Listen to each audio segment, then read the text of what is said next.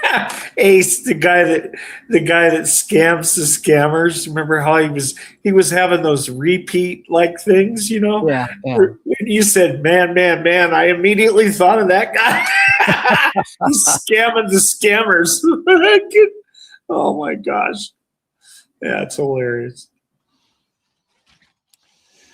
Yeah, so let's imitate the doctrine of Tim Theo together, you and me, Sean. Ready? Man, man, man, man, man, man, man, man, man, man, man, man, man, man, man,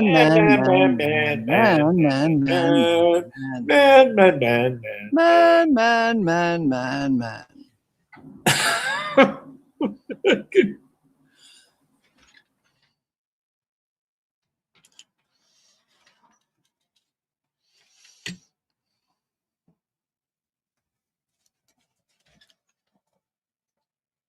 So, Dwayne, did you get it on the second go round? More of it anyway?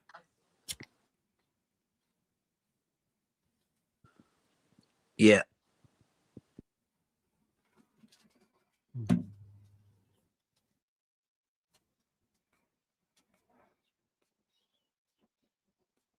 A lot about subjection.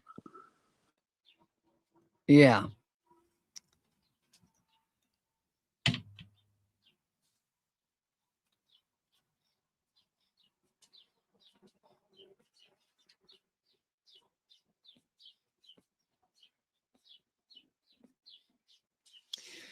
Hey, jackass, Tim Theo. So what if man reaps what he sows? Why would you exaggerate that to turn out to be eternal hell? Man reaps what he sows. Okay. Does that really mean that man will reap eternal conscious torment in hell? Dude, you're fucked up. You're a mental midget. Does God reap what he sows? God created the whole damn thing. He created Christ. He created all in Christ.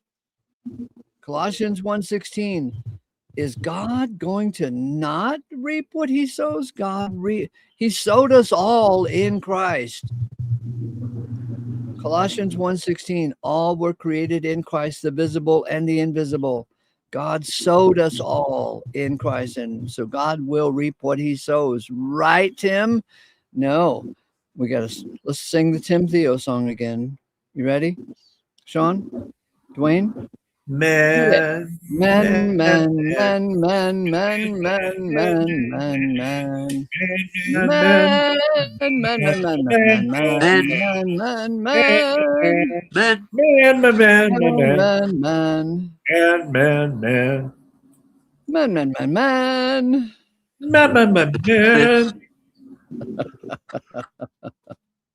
Many men. I've got an idea, Ace. Oh my God! Here comes an idea, boys and girls. I've got an idea. Oh my God! It has to do with hardwiring in Sunday school. Really? Many of us were hardwired in Sunday school. We went when we were little. We were put on the church bus, and we went to vacation Bible school, and the Sunday school teachers taught us about God. Yeah. And even though they told us that God loved us,